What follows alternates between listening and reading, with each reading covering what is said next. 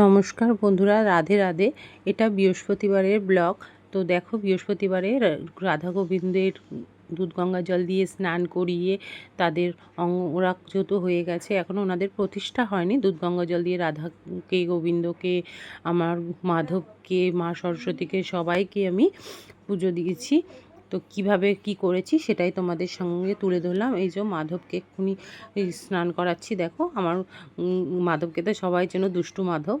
তো দেখো ওনাকে স্নান করেছি। এই যে আমার মা সরস্বতী, সবাইকেই স্নান করিয়ে দিয়েছি। এবং দেখো, আর ড্রেস পরানোটা ভিডিওটা নিইনি, ওটা একটু আস্তে ধীরে করেছি তো সেহেতু নিইনি। দেখো কত সুন্দর লাগছে মা সরস্বতীকে আর আমার রাধাকে। একই জামা পরিয়েছি, একই ঘাগরা পরিয়েছি। আর আমার গোবিন্দকে সাদা ধুতি পরিয়েছি।